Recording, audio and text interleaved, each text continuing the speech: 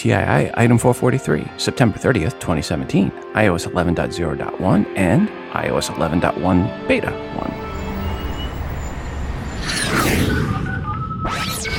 1. Welcome to Today in iPhone. I like it a lot. Today in iPhone. Hey, Google! Oh yeah.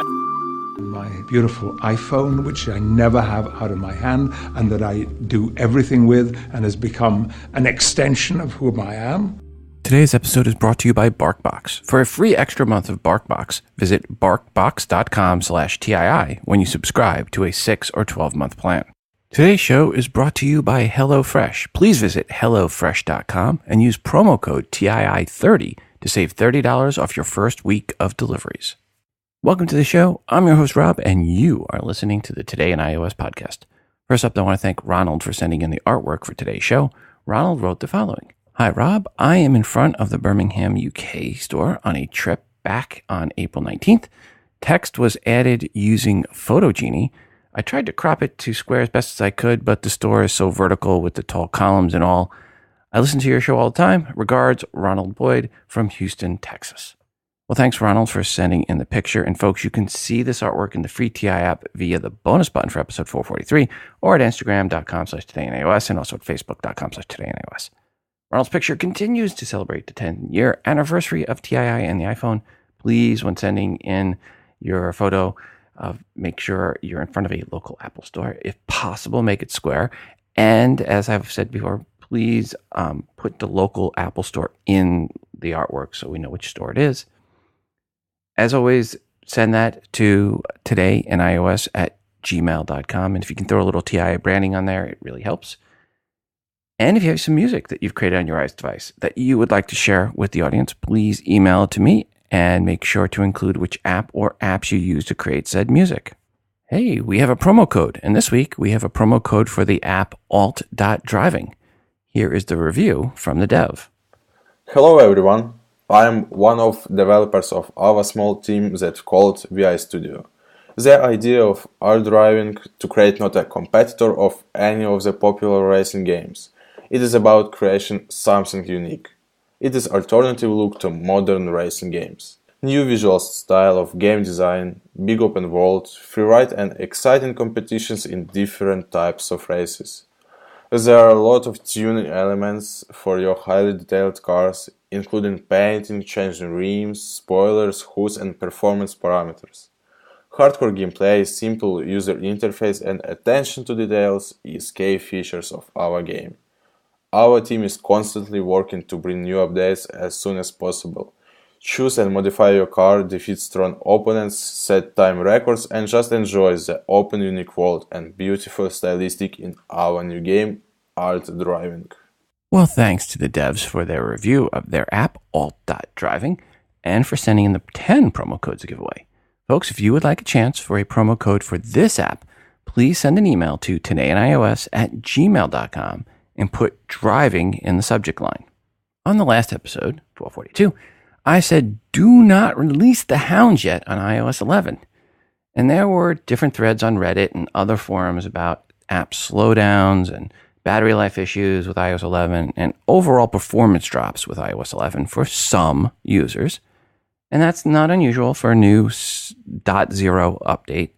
I warned back at the end of August not to update right away to iOS 11. There was too many betas. Something just was not sitting right with iOS 11. I said to wait until at least 11.0.2 to upgrade. And last week, Apple got us halfway there, releasing iOS 11's first double dot update, 11.0.1. What does 11.0.1 bring? Well, bug fixes and optimizations, of course. Interestingly, if you were a developer or public beta tester and have the beta provision installed, you would not have seen this upgrade option. It only showed up for my devices that did not have the beta over-the-air provision installed. So who should upgrade to 11.0.1? Simple. Anyone that upgraded to 11.0, and that's it. Because from my initial reports, it only fixes some issues and some optimization of some performance.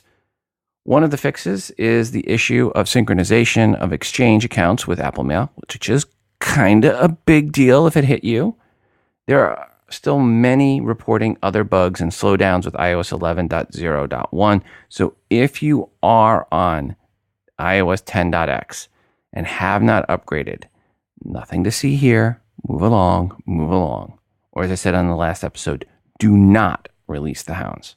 Hopefully, iOS 11.0.2, which likely will be released in the next 2 weeks, will address some more of these issues out there and will be the one that you can upgrade to finally. By the way, adoption rate on iOS 11 is now up over 25%. So if you have not upgraded, you are still in the majority. So don't feel bad about not upgrading yet. But here is some feedback from those that did. From the Google Plus community and Chris in London, he said, quote, did the 11.0.1 over-the-air update better, snappier so far? Have not had a chance to see all the effects so far, but better, unquote. And from Fabio, who had his whole section to himself last episode, he wrote, quote, snappiness is back with 11.0.1. Yay, unquote. Again, if you are already on iOS 11, then yes, upgrade to 11.0.1. If not, hold on, hold back. We're not quite there yet. To the email bag. Hi, Rob. Not only am I a new listener to you, I am a new listener to podcasts. I listened to a couple of podcasts with subjects that interested me, then went on to search for a podcast that concentrated on Apple and more specifically iOS, and I found one that not only concentrated on iOS, one that is dedicated to it. The first, most recent podcast of yours, episode 442, that I listened to, weighed heavily on user comments and questions. I was admittedly disappointed with that, but then I listened to the previous email and realized that user comments and questions regarding the special event was a necessary thing and not a usual way that you run your show. But I did like the nice mixture of your own comments and information with listener questions and comments. Listening to 3 podcasts back, I realized that I'm getting into old news and now anxiously awaiting your new issue. I even downloaded your app to my iPhone. Okay, I'm going to pause here. And this is me pausing. This is back to Rob again. Listener feedback is a cornerstone of TII. And the collective experience of and knowledge base of the TII audience is far, far greater than any one host or group of hosts of any podcast out there covering this space. As a collective, we blow away John Gruber. We put to shame Ming Chi Kuo and make Leo kind of look like a novice. Just saying. There is great info, experience, and knowledge from the collective. And yes, the last episode and this episode and probably the next episode will be heavily skewed towards listener feedback, as it is always this time of year. It is in March and April and May. You all have to listen to me for 90% of the episode, where I am scratching and clawing for any nuggets of iOS news, talking about nanometer etching processes or, God forbid, stories about an Apple patent. Yeah, exciting stuff, I know. Oh, snarkiness is a little itty teeny bitty part of the show, as is making fun of Android pretty much any chance I get. Hey, Cooley! Okay, back to the email. But I just wanted to make sure you and anyone new to the show know what show is about and why I did or do what I do. All right, back to the email. I have the iPhone 6 Plus 64 gig and waiting for 11.0.2, as you suggested, to upgrade my firmware. I am waiting patiently for the iPhone 10, don't say X, for upgrading hardware.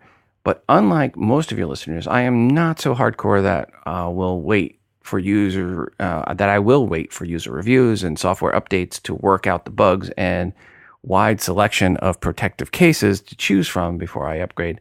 I do have one question though. I work in surgery and wonder how a masked face will affect Face ID. I assume I won't be recognized. Will the 10 allow for multiple face prints like Touch ID allows for multiple fingerprints? Maybe I can scan myself in the mask and hairnet as well. And for those times when Face ID won't work, will the 4-digit code still work to unlock? And is the only way to bypass Face ID to go to the code by hitting the on-off button 5 times? Hope to hear my email on your show. Thanks for your information and expertise. Regards, Dave S. My name is Andrew from Illinois. I had a thought on the iPhone 10, primarily two things about it. With Face ID, I'm curious as to how it's going to work with, say, if you're wearing a mask of some kind or a helmet. Say you're a motorcycle rider, something like that. I know that it's not going to be recommended that you're wearing riding your motorcycle and trying to unlock the phone. But, there could be a situation where you're doing that. It could be a situation where you're wearing your helmet for whatever reason and trying to unlock the phone, and instead of being able to just take off a glove or what have you and put your thumb on the button, now you got to take off your whole helmet. And something probably more likely would be, say you're wearing some kind of facial mask, like a what are they called? For whenever you're coughing or whatever, or like the kind of things that surgeons wear. What if you're wearing one of those? Is Face ID going to be able to figure out that you're you? Something I'm kind of curious about. Not to mention, what if you're just straight up wearing an actual mask? But those are probably pretty minor things that Apple probably would just say, well, just use your mask in those situations. Something more prevalent, though, was they showed off that you can watch videos in full screen on the iPhone 10, but if I remember correctly, it looked like the video extended off the edge of what I would say is usable screen real estate. There's been this weird push of having the full front of the device be the screen, but we've got these little notches in the top parts of the screen. The Essential phone does the same sort of thing, and so you've got this big notch taken out of your video.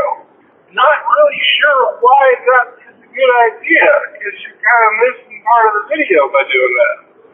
So I'm hoping that there's going to be an option to maybe cram it down below that notch so that I'm not kind of missing out on maybe 5 to 10% of the thing I'm trying to watch. But there's just a couple things that I thought of. Sorry, such a long voicemail, but thanks for your show. Thanks. Andrew and Dave, thank you for your feedback. And when I was first reading through Dave's message and he mentioned a surgical mask and iPhone 10 and being able to unlock it, all I could think was someone in the middle of open heart surgery and Dave breaking away to try to get to the next level of Candy Crush.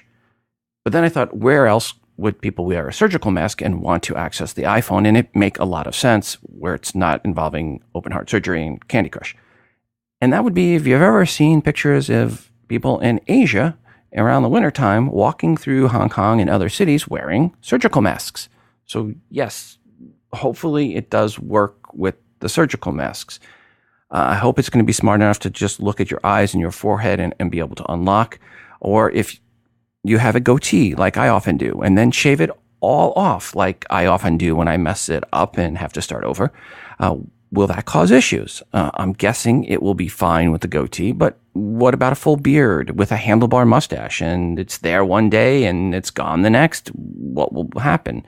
So yes, do you have to retrain it? Once it messes up, then you have to retrain it to the new face. We'll find some of these things out when the iPhone 10 comes out. And yes, it's very, very smart, Dave, for you to wait and find out. And same with waiting on iOS 11, it's smart to wait. And Dave, welcome to the show. And the show is definitely different than all the other podcasts out there on iOS, as it's heavily, heavily listener contributed. And now you're a part of that. And I hope you stick around and keep contributing. And now let's go to the second part of Andrew's question about the iPhone 10. And there are 2 modes to watch video in. One mode is where it doesn't cut off the video and it goes right up to the edge of the notch. And then you can do it where it goes past the edge of the notch all the way to the edge of the screen. And there is some of the videos cut out. And any good video cinematographer is going to be focusing in on the middle 2/3 of the screen anyway. So the edges usually are just lost, so you're not really much going on in the edges. And then if you want the screen to be just a little bit bigger, you can go to the edge. If you want the whole effect and you don't want to miss anything, maybe there's something is going on the edge of the screen, then you can bring it in to where it stops right at the tab. So you have two options with the iPhone 10, to the edge of the tab or to the edge of the screen. I want to welcome BarkBox as a new sponsor to the show. Word is out about Spock, my Frenchie, and he could not be happier. For those that have never heard of BarkBox, it is a monthly service where once a month you get a box with 4 to 6 natural treats and super fun, cool toys built around a different theme for your dog. The most recent theme that Spock received was around New York City. He received a nice Statue of Liberty squeaky ball and a soft Chinese takeout container that had 3 more chew toys inside of that, and he has been loving these. Spock is a chewer, big time chewer. And then there were the treats meant to be eaten, like the best treats ever, turkey and duck nuggets, which is absolutely something he flipped over, and the No Grainers New York City roasted duck jerky bites. Both were great, and we do not feed our dog any grains. Yes, we're that kind of dog parent. And one of the things we really like about BarkBox is each month you get a different group of items for your dog to try out. And when you find something that they love, you can go to their store, BarkBox store, and buy it straight up. The boxes are shipped to your door, and they have a unique variety of toys and treats that you won't find anywhere else. All the edible treats are made in the US and Canada. Your dog or dogs will have a great time during the unboxing. I think they must spray it with some sort of magical drive the dog crazy scent, because Spock knew the box was for him the second I brought it in the house. And when you do the unboxing, BarkBox will replace any item your dog doesn't like. It's all about your pup's happiness. There is free shipping within the continental US. And to get a free extra month of BarkBox, visit barkbox.com/TII. And when you subscribe to a 6 or 12-month plan, you'll get the free extra month. Again, go to barkbox.com/TII to get a free extra month when you subscribe to a 6 or 12-month plan. Spock would really, really like to thank the BarkBox folks for sponsoring our show. Well, a little after iOS 11.0.1 was released to the masses, iOS 11.1 Beta 1 was released to the devs and then to the public beta testers. Per the big new features introduced in 11.1 Beta 1, the return of the feedback app. Huh? Oh, well, they also added grouped emoji suggestions. Okay. Well, what else comes with the single dot update? There must be more, right? Well, kinda. There are subtle animation changes. How subtle, you ask? Well, one video showing the differences actually had to go to slow-mo to show you the subtle differences. Yeah. If you need to go to slow-mo to show a difference, is it really a difference?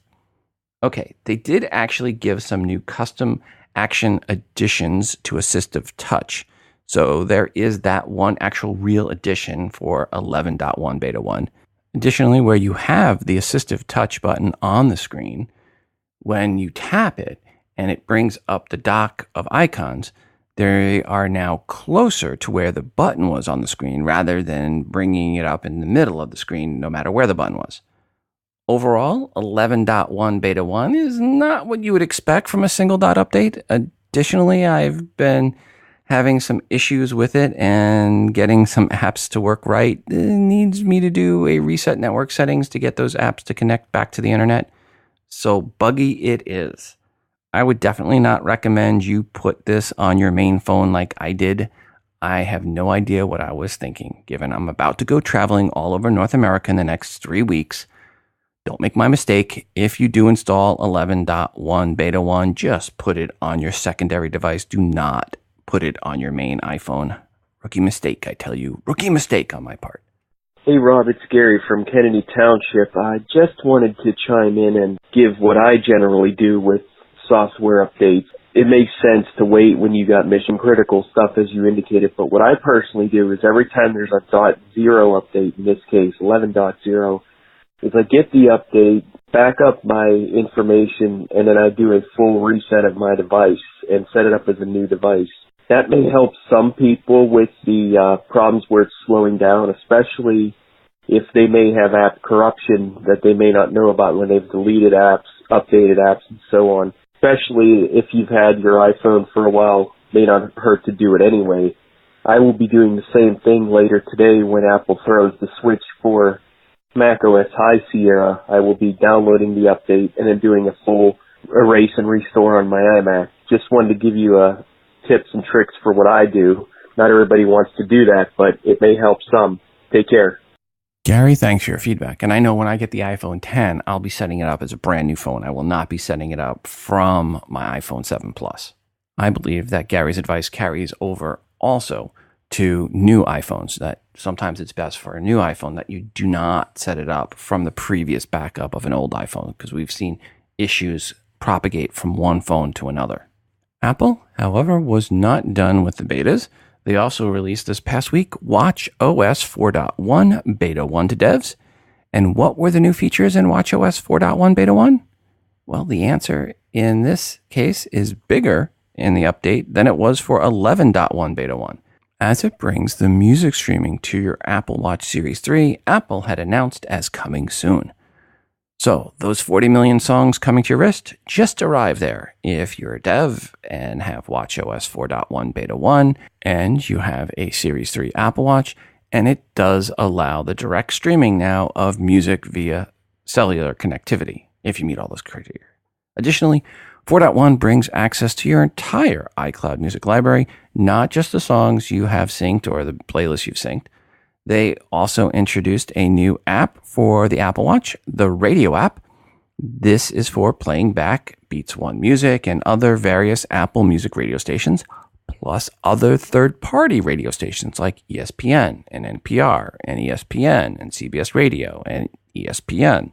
However, in the release notes, Apple does state that ESPN playback isn't currently functioning and the Radio app doesn't yet support cellular playback. So yeah, there's that minor teeny bit. There are things to look forward to when 4.1 comes out, probably right around the time the iPhone 10 ships in November would be my guess.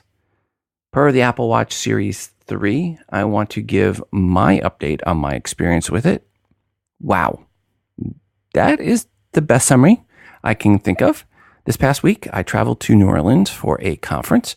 On Monday at noon Central Time, I took my Series 3 S3 off the charger, put it on my wrist, and mind you, I do have the heart rate monitor active, so while wearing it, it is constantly checking my heart rate, which, you know, being over 50 is something I need to start doing. And well, that and getting a colonoscopy, but it's a lot less invasive on the heart rate monitor. And if you're lucky, it's the one I'm going to talk about of the two. Okay, focus, Rob. Back on the show. I put on the Apple Watch on Monday at noon, my time. At 2 p.m., I left for the airport, flew to New Orleans, wearing my Apple Watch, and I kept wearing it until I went to sleep that night.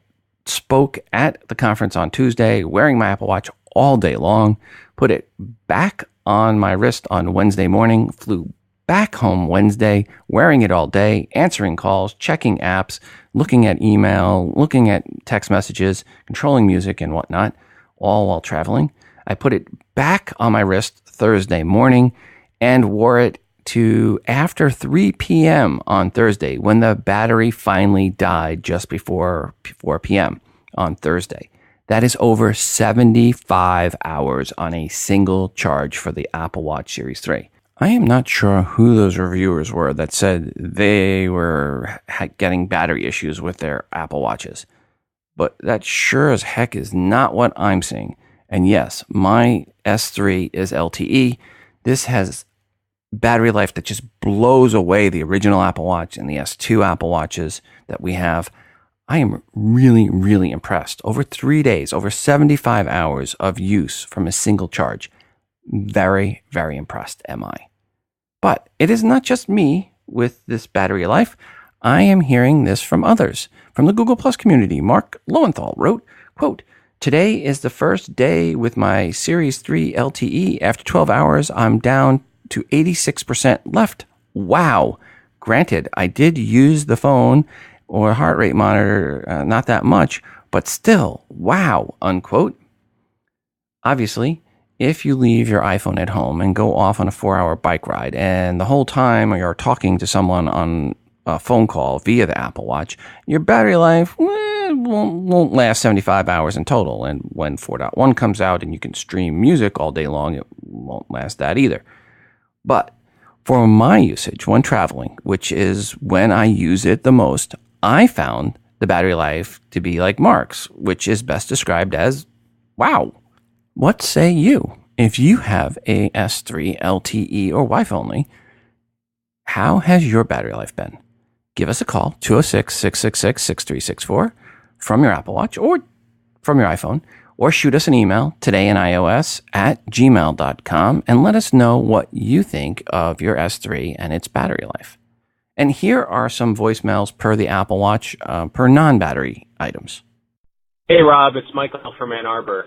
Just wanted to let you know that I also really like the red dot on the new Apple Watch. Hi, Rob. This is Stephanie. Have been with you from the beginning. Wanted to just let you know that I did upgrade from a 6S to an 8 Plus. I did not get the 7 Plus because I always felt it was just too big. But I was surprised once I got the 8, looked at it, and actually I like the way it fits in my hand. It's an easy read. So I'm very pleased with the 8 Plus. My plan was to trade it in. My plan was to return it in 14 days if I didn't want it and just wait for the 10. But I'm going to keep the 8 Plus. I'll probably upgrade to the newer version of a 10S or an 11 next year. But very satisfied with the 8 Plus. I also got the Series 3 watch. I, like you, love the dot. It just tells me which watch I have. It's, real easy for me to know. I'm putting on the cellular versus the Series 2 or, the stainless steel. So I like the dot. No big deal. Looks good with the red band. Also with the newer band trimmed in red. Looks really nice. I'm satisfied with everything. Can't wait until the 10 comes out so we can get some updates on that. But love what you do, Rob, and, it's only getting better. Take care. Hey, Rob, this is Dave again from California, San Diego. I just listened to the podcast 442. I appreciate your feedback on the iPhone sale. But I was actually calling in for some listener feedback to help out the guy in Portland. So a few things that caught my attention to what he said his issue was with the podcast app and it, basically being in the front ground or foreground of his Apple Watch. So he says he's running iOS 11 on his phone and iOS. I believe he's using OS 4 on his watch because he said he updated. Happening is with his Apple Watch, it is on auto launch audio app. So whenever there is an audio app that is playing, it will automatically auto launch the audio or the now playing app on his Apple Watch. So therefore, it will allow the clicks that he's referring to, with his wrist or what have you with his jacket. So what he would have to do, if he goes into his Apple Watch app section, from the general section, if he goes down to wake screen, and from within wake screen, it says auto launch audio app. It's automatically set to on. If he clicks that off, then the Apple Watch or watchOS 4 will not automatically launch the audio app whenever he switches to the podcast app. It'll be in whatever his last app that he was in session, or it will just be on his watch face if he wasn't in any app on his Apple Watch, although he is listening to the podcast app on his phone. So again, if he's having an issue with the Now Playing app always popping up on his watch, if he didn't necessarily go to the Now Playing app on his watch, he just needs to turn off the auto launch audio app from within the watch app on his iPhone. Hopefully that helps him. I personally don't have a problem with it. I like it that it automatically opens up because I can be able to switch, the tracks or what have you. If I'm doing a run or something of that nature, I don't have a problem with it, but obviously he does, and hopefully that helps him out. And that was from 442. I didn't catch his name, but he was calling from Portland. All right. Thanks so much, Robin. Thanks for all you do. Bye. Good morning, Rob. Hey, it's Shannon from Arizona.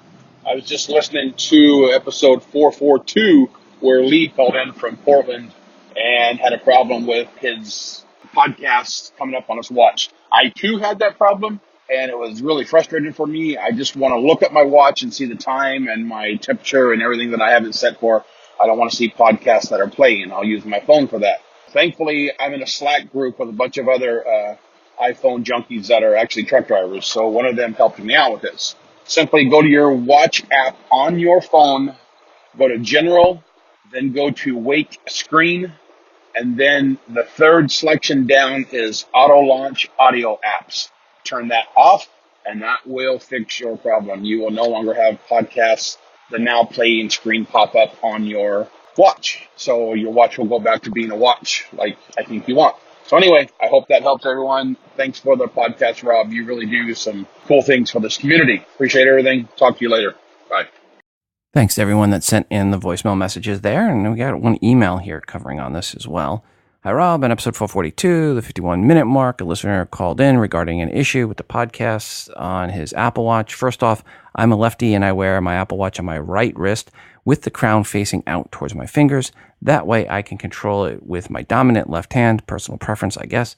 But he mentioned the podcast app within the watch, quote unquote. Is this a new feature with iOS 11? Or is he getting this confused with the now playing screen in the dock? I was disappointed to find the complete lack of podcast integration on Apple Watch. I found an app called Watch Player that allows me to download a podcast episode to my watch so I can go on a run without bringing my iPhone and listen via Bluetooth headsets. But Watch Player takes a long time to process episodes, and frankly, there should be just be a stock podcast app integration supported by Apple. Please let me know if this is a new feature with iOS 11. I'm currently running iOS 10.3.3 with watchOS 3.2.3 and have been waiting to upgrade on your recommendation. Thanks for the show. Regards, Aaron. Well, Aaron, no, it's not the podcast app on there. And I probably should have mentioned it at the time, but I was trying to be nice. But yeah, it's just kind of the now playing and what we just talked about from previous email or voicemails that came in. Sadly, there is no native watch app for podcasts from Apple yet. However, if you listen to this show, TII, it does have its own watch app. So you can control and listen to podcasts via the TI app on your Apple Watch. Can you stream them without your phone? Not yet, but you can transfer it over and you can do that right from the list of episodes. So if you do want to download this episode and have it on your watch and then go out for a jog, you can do that. You've been able to do that, but you can still do that with iOS 11. Maybe someday Apple will add the podcast app to your Apple Watch. Maybe, hopefully. I wanted to mention, just heard the part on your recent episode about the Apple Watch Series 3 versus the Series 1. You said that the major differentiator between the Series 1 and Series 2 was the GPS chip, and then obviously the Series 3 has cellular and all that. And barring some of the minor stuff like I think they improved the heart rate sensor in the Series 3, and they added a barometric sensor and all that. Those are kind of not really that important in my mind, but the real big thing between Series 1 and Series 2 was the water resistance improvement. And I just checked. The Series 1 keeps the original Apple Watch's flash resistance, whereas the Series 3 obviously has the 50 meters or whatever it was of water resistance, which the Series 2 had. So that would be a pretty significant thing that you can swim with the Series 3, and you could swim with the Series 2, but you don't want to do that with the Series 1. There might be other differences as well, but I just kind of wanted to put that out there. Thanks.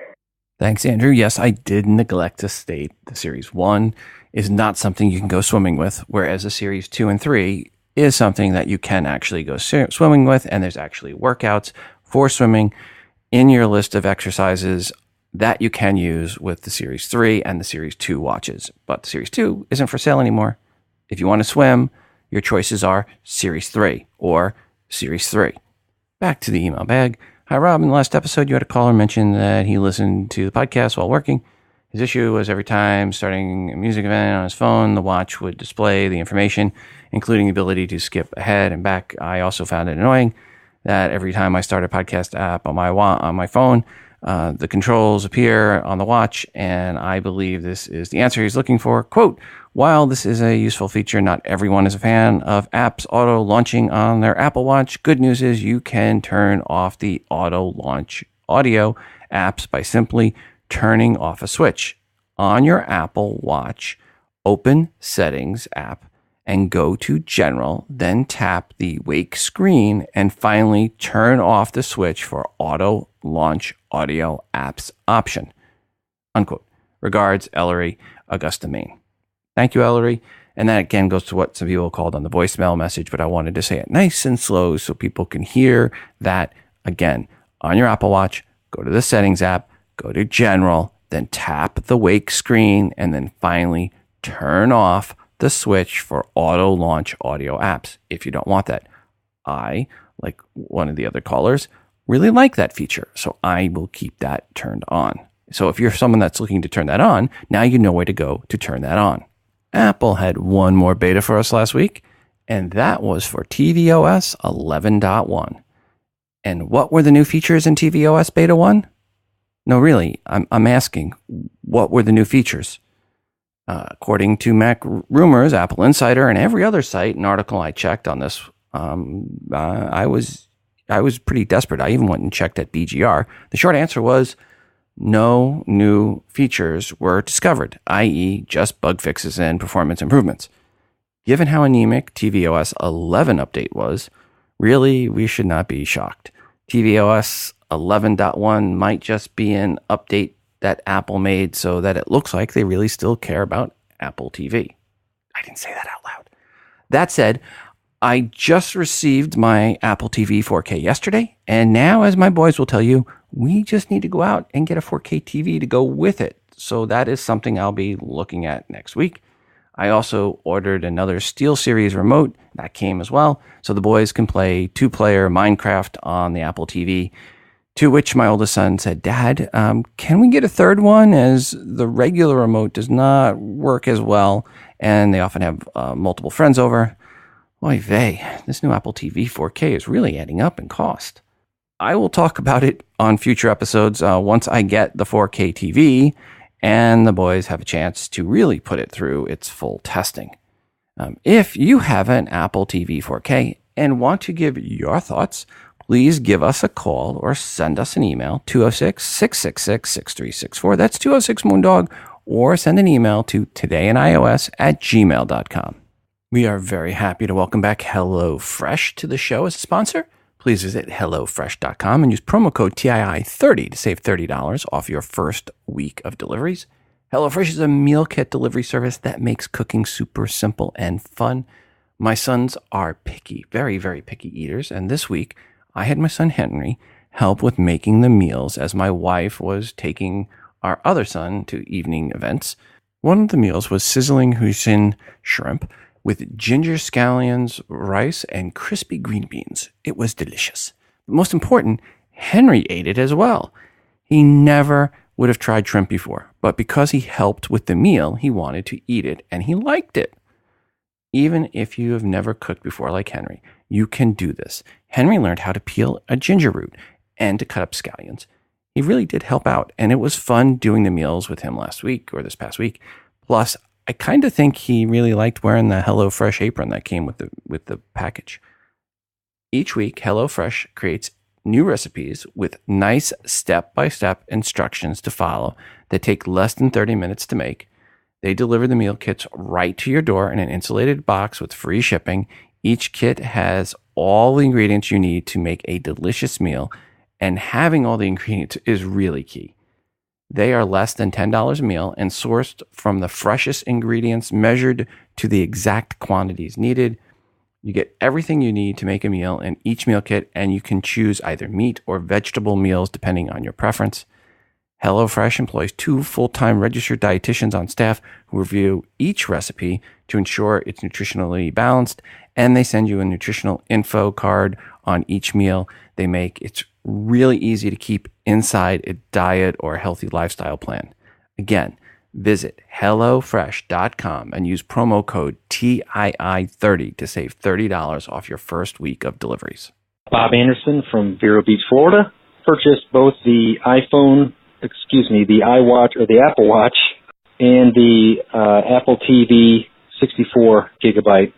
The Apple Watch is the GPS version. I upgraded from the Zero version. The upgrade or the repair and reinstall was pretty seamless. All I had to do was adjust the layout of where my icons are. Definitely a little snappier, and I use it frequently to play tennis and keep track of tennis scores during the match. Everything went perfectly there. The Apple TV 4K 64 gigabyte, great picture.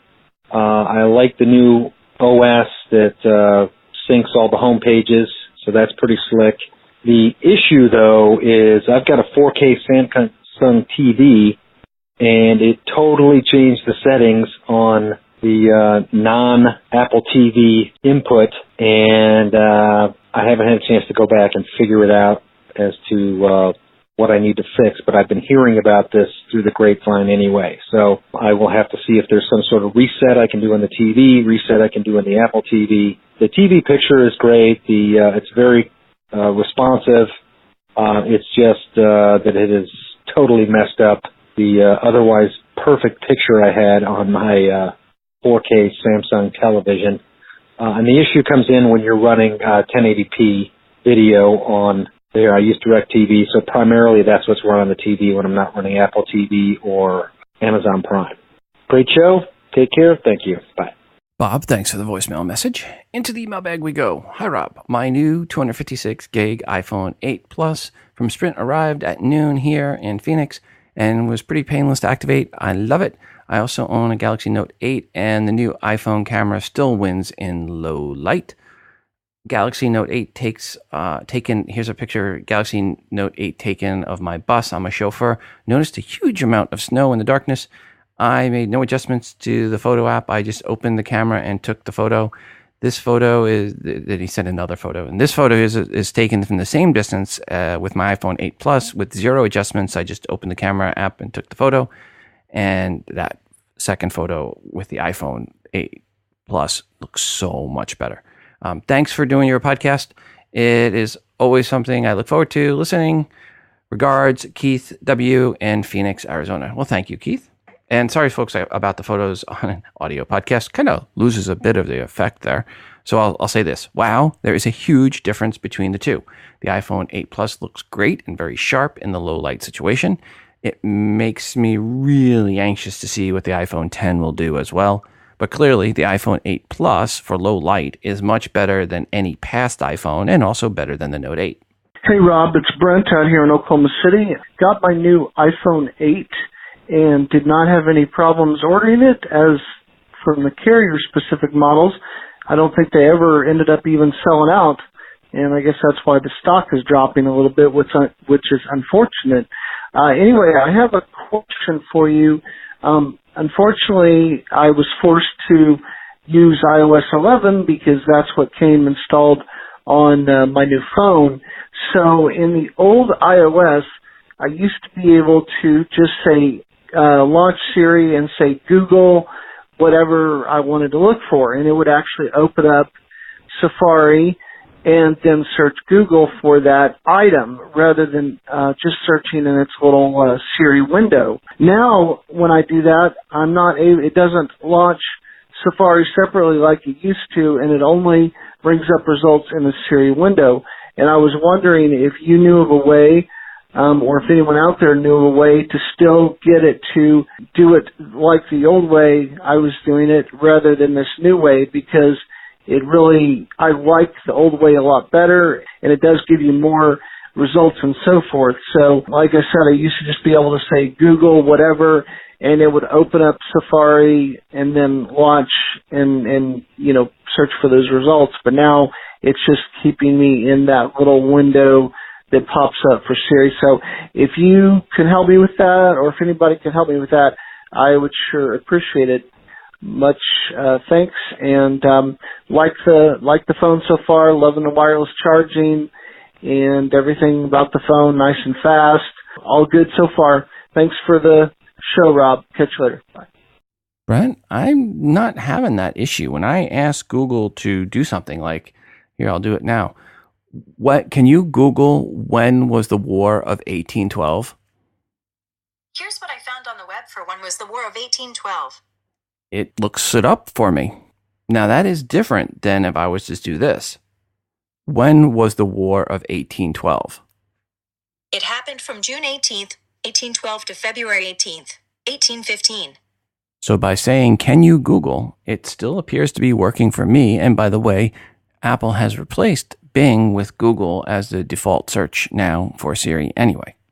Hi, Rob. I was talking with a friend of mine who is visually impaired, and she tells me that Apple will accept returns in twice the number of days as would be for the general population. 15 days becomes 30. I welcome any information confirming or debunking that info.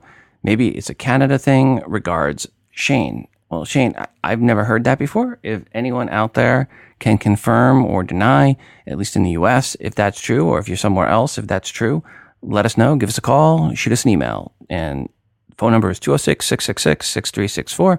And the email is todayinios@gmail.com. Back to the email bag. Hi, Rob. I thought I'd write in and share my thoughts on the latest doings of Apple. As you may recall, I am legally blind. That is, I have some sight, but not nearly enough to read a screen. First, hardware, it seems to me, if you're totally blind or like me, effectively so for reading a screen, there is zero reason to consider the iPhone X. For an extra $300 over the iPhone 8, you get a much nicer screen. Not exactly relevant. You also lose Touch ID. You don't get a faster processor or better cameras in any way that matters or anything else worth having. As for concerns blind people using Face ID, I'm glad you read out Apple's statement. Here is what they really should have said. If you have damaged or prosthetic eyes, you can use Face ID. It just won't be as secure as everyone else's. Further, we will assume you have either damaged or prosthetic eyes if you start VoiceOver. They don't say that. Instead, they prattled on about how it was designed with access and all, for all in mind. First, many people such as me use VoiceOver but have perfectly functioning eyeballs. Thus, I would be able to use the attention requiring part of Face ID. Not to mention, if they were serious about accessibility for all iPhones, would have a headphone jack and thus not subject us VoiceOver users to an amazingly frustrating latency inherent in Bluetooth.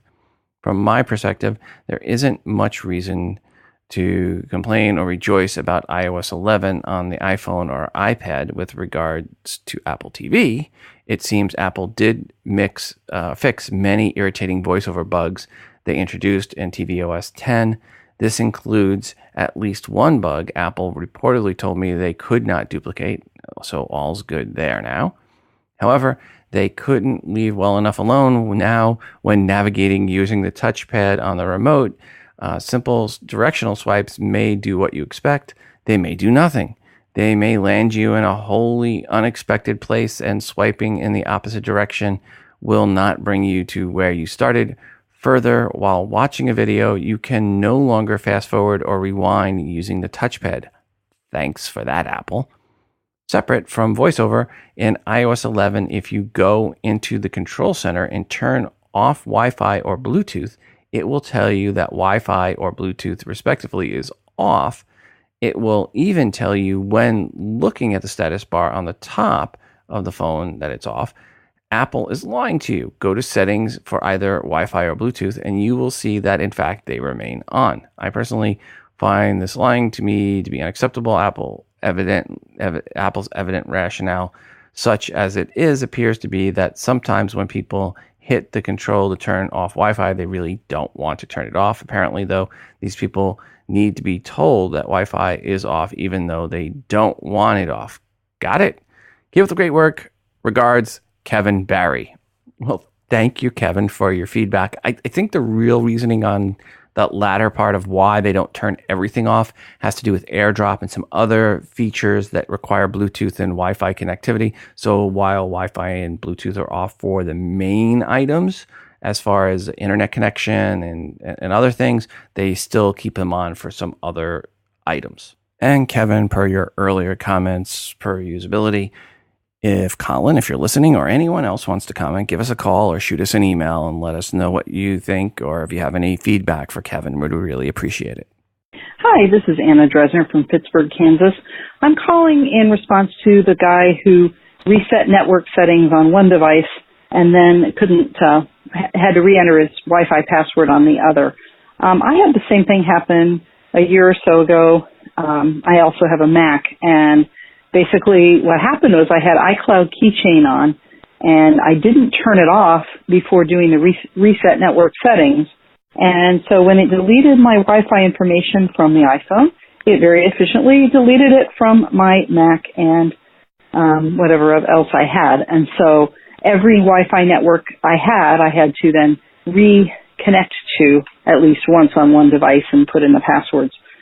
So it's annoying, but what I have done since then is, if I was going to do reset network settings, is turn off iCloud keychain on the device where I'm going to do the reset beforehand, then do the reset, and then turn iCloud keychain back on. And that way, none of the passwords get lost. Thanks. Bye. Anna, thanks for that. And then actually I have an email here on this as well. Hi, Rob. Regarding the issue of Wi-Fi settings being lost during a reset network settings or reset all settings, I've had this issue ever since iCloud keychain support was added to iOS. After performing a reset, Wi-Fi settings are removed from my other iOS devices as well as my MacBooks. It may not affect the Apple TVs. In any case, I've learned to replace reset network settings with the following steps. 1. In settings, iCloud, now settings, accounts and passwords in iCloud, disable keychain. 2. Reset network settings or reset all settings as appropriate. 3. iCloud settings, re-enable keychain. The advantage of this approach is that all the Wi-Fi passwords will be resynced, so don't have to be re-entered. The disadvantage is that it's the presence of these Wi-Fi passwords for which one is performing the reset. It wouldn't have the intended effect. Unwanted or broken access points will remain. I reported this issue to Apple, and they seem surprised by the behavior. Between the response and your experience not having observed this behavior, I'm suspicious there's other factors that limit the impact to only a small subset of users. Regards, Jason in Washington, D.C. And again, Anna and Jason, thank you for that feedback, and I'm sure that will help the user in question. Hey, some news. Some owners of new iPhone 8s and 8 Pluses, well, I guess saying new is kind of redundant, but anyway, owners of iPhone 8s and 8 Pluses who have yet to even pay the credit card bill for said phones, well, some of them are having a static issue.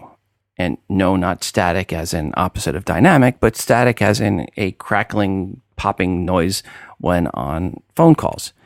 Apple said the following, quote, "We are aware of the issue which is affecting customers in a small number of cases. Our team is at work on a fix which will be included in an upcoming software release," unquote. People describe the problem as, quote, "very annoying," unquote. One of the forums had the following post, quote, "It is a high-pitched crackling like an audio pop that happens in an earpiece top speaker, intermittent during calls. Some calls are fine and others crackle. It is not audible on earphones or the speakerphone, only through the earpiece. The caller on the other end doesn't hear it," unquote. Or, very annoying. In any case, it is something Apple knows about and is fixing. And that new phone crackling, new phone smell. Moving from simply annoying to, "Oh no, the sky is falling news, comes the report of a couple, as in 2 new iPhone 8 Plus owners, reporting their devices are popping. No, not the popping noises like in the static issue, but popping like out of its skin, as in the battery is swelling up during charging and pushing the screen out of the frame for one user, or in the case of the other user, It came that way out of the box. Right now, no known reports of the popping leading to smoke or fire, just a really bad belly bulge. But maybe keep an eye out on your iPhone 8 Plus when you're charging it for the next couple of weeks, just in case. Hopes are it's just these two isolated cases where the screen becomes unisolated from its case. Apple is said to be investigating the cases of the screen separating from their cases. Hopefully there is not much more to follow up on this one, because I really did use up the whole cases play on word thing. And I'd really hate for there to be another swell gate or belly bulge gate or battery swell gate or whatever they're going to wind up calling the thing gate. Hopefully just a couple of isolated cases and nothing more than that. If there's any more news on it, though, we'll talk about it on future episodes. There is a lot of voicemail and feedback that I didn't get to on this episode that I will get to on the next episode or the next or the one after that. So please keep sending them in. And yes, I will get to all those voicemail messages next episode. Probably I already have the notes done because I have all of the messages laid out. So hope to have the next episode up. Probably be Wednesday night as my goal is, because I'm going to be traveling on Friday. So next episode should probably be Wednesday, and we'll have a lot of listener feedback on that episode. But I do have one more email message. Hi, Rob. I recently did a HEYSIRI Tell Me a Scary Story. I don't remember you covering this one, so I'm submitting that one. I started listening to the show before iPhones were even released, but didn't buy one until they were available at 16 gigabytes. I just couldn't handle one with less than that. I think I had an 80 gig video iPod then. I'm sighted, but love that you cover things like voiceover issues too. I've helped a few people with the Be My Eyes app over the last couple of years that it's been out. Regards, Will B. Well, Will, thank you for that. And well, we're going to go ahead and see how Siri does this. Siri, tell me a scary story. Once there was a woman named Bloody Mary. She would wander around to people's homes and appear to them in the dark. Oh, she's right behind you. Tell me a scary story. Once upon a time, this person didn't back up their data to the cloud. Tell me a scary story. There was a ghost, and a headless horseman, and a dead cat, and a girl crawling out of a toaster. Or was it a television? Tell me a scary story. Once upon a time, there was an ontology that began to question its own existence. Tell me a scary story. It was a dark and stormy night, and then something really scary happened. Today's show was again brought to you by HelloFresh. Please visit HelloFresh.com and use promo code TII30 to save $30 off your first week of deliveries. And before we go today, I want to remind you to send in your feedback to the show, 206-666-6364. That's 206-MOONDOG.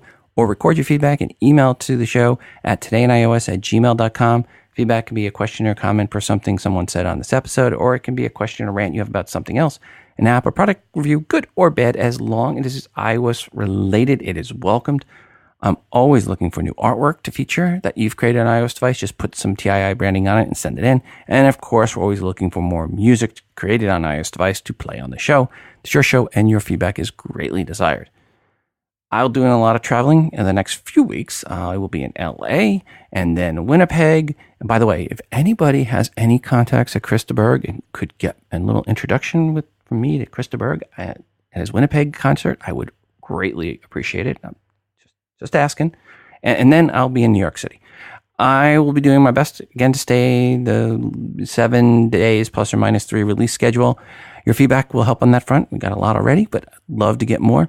So please, emails, voicemails, send in your thoughts on iOS 11, tips and tricks and questions you have, especially if they're new tips about iOS 11. Please send them in. And if you've received some new iOS products or plan to buy an iPhone 10, let us know your thoughts on the ones you've purchased or why you're waiting for the iPhone 10.